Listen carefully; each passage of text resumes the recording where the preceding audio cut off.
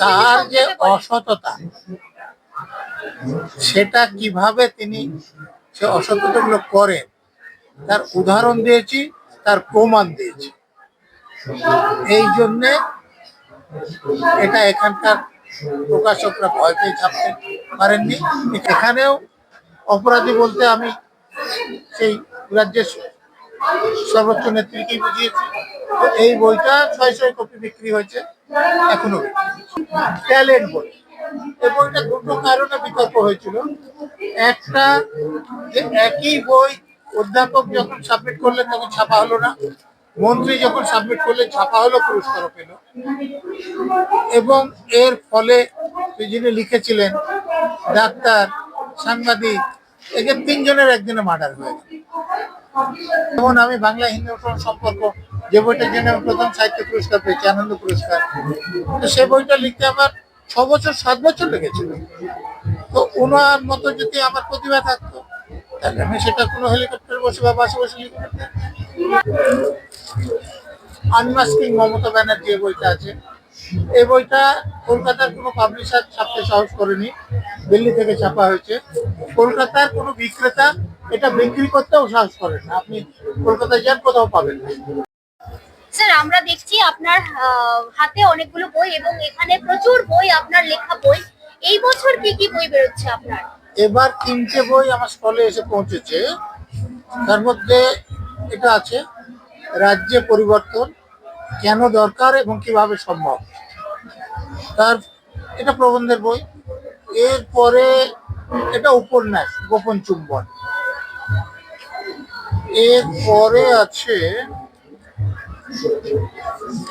এটা উপন্যাস, কীর্তক না তোমাকে।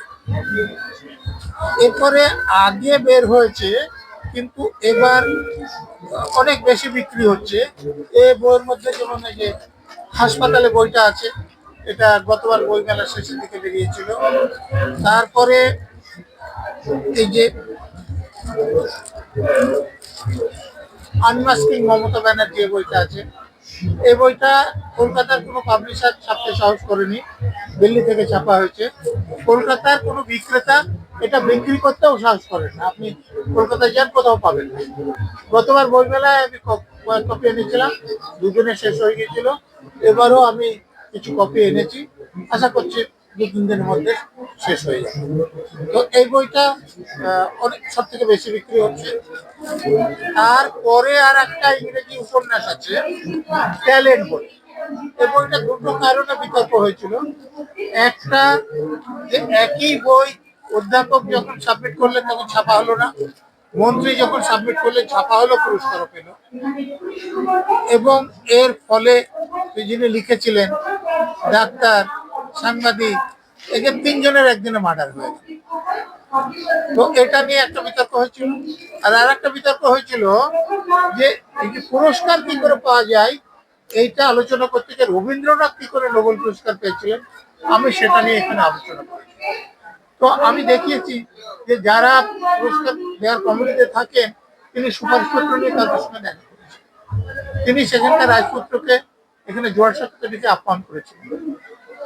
লন্ডনে গিয়ে নিজের খরচে বই বের করে ডিস্ট্রিবিউট করেছিলেন, বিভিন্ন কাগজে দিয়ে সেগুলো যাতে রিভিউ তার পক্ষে বেরোয় সেটা করেছিলেন। বছর দেড়েক ইউরোপে এবং আমেরিকায় তিনি ক্যাম্পিং করেছিলেন। তার যে অর্থশক্তি সেটা না থাকলে তার পক্ষে এই নোবেল পুরস্কার পাওয়া সম্ভব হতো না, ওনার লেখা যতই ভালো। তো এইটাতে যারা রবীন্দ্রনাথের অন্ধভক্ত আছেন তারা খুব প্রতিবাদ করেন, এই বইটা অনেক বেশি বিক্রি হচ্ছে। আর আনমাস্কিং যে মমতা বন্দ্যোপাধ্যায় যেটা আছে, সেটাতে আপনি কি এমন লিখেছেন? তার যে অসততা, সেটা কিভাবে তিনি সে অসততাগুলো করেন তার উদাহরণ দিয়েছি, তার প্রমাণ দিয়েছি। এই জন্যে এটা এখানকার প্রকাশকরা ভয় পেয়ে ছাপতে পারেননি, এখানকার কোনো বিক্রেতা বিক্রিও করতে পারেন না। আমি এই বইমেলায় কিছু আনলে কলকাতায় বিক্রি হয়, এটা দিল্লি থেকে ছাপা হয়েছে। আর একটা ছোট্ট বই, নিয়োগ ও অন্যান্য দুর্নীতির অপরাধী। এখানেও অপরাধী বলতে আমি সেই রাজ্যের সর্বোচ্চ নেত্রীকেই বুঝিয়েছি। তো এই বইটা 600 কপি বিক্রি হয়েছে, এখনো বিক্রি হচ্ছে।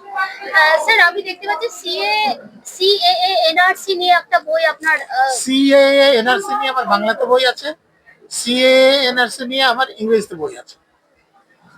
মানে প্রথমে বাংলায় লিখি, তারপরে কিছু লোক বললেন যে আমরা তো বাংলা পড়তে পারি না, আমাদের জন্য যদি একটা ইংরেজিতে লিখেন, তো আমি ইংরেজিতেও লিখেছি।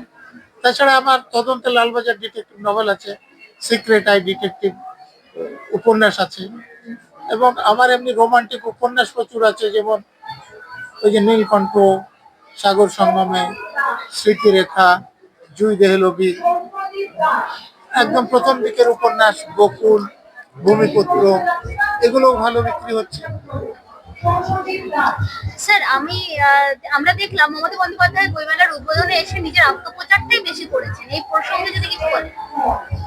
দেখুন, বইমেলার যারা উদ্যোক্তা তাকে তো ডেকেছেন তাদের সুবিধার জন্য, তিনি কিছু গ্র্যান্ড দেবেন, এবং গ্র্যান্ড কিভাবে ব্যবহার করা হয় আপনি জানেন। আর মমতা ব্যানার্জি দেখছেন যে আমি যখন গ্র্যান্ড দেবো তখন আমার প্রচারটা আমি করে নিই, ফলে ওই যে শিয়ানে শিয়ানে কোলাকুলি বলে না, তো সেই রকম হচ্ছে। এদিকে উনি তো বলছেন আমি হেলিকপ্টারে বসে বসে কবিতা লিখে দিতে পারি, এই গুণ উনি অনেক বেশি প্রতিভাবতী, উনি লিখতে পারেন, আমাদের এরকম প্রতিভা নাই। আমি তো বলছি যে আমাকে 1.5 মিনিট লিখতে হলে 1.5 ঘন্টা পড়তে হয় প্রবন্ধের বই হলে। যেমন আমি বাংলা হিন্দু সম্পর্ক, যে বইটার জন্য আমি প্রথম সাহিত্য পুরস্কার পেয়েছি, আনন্দ পুরস্কার, তো সেই বইটা লিখতে আমার 6 বছর 7 বছর লেগেছিল। তো ওনার মতো যদি আমার প্রতিভা থাকতো, তাহলে আমি সেটা কোনো হেলিকপ্টারে বসে বা বাসে বসে লিখে নিতাম।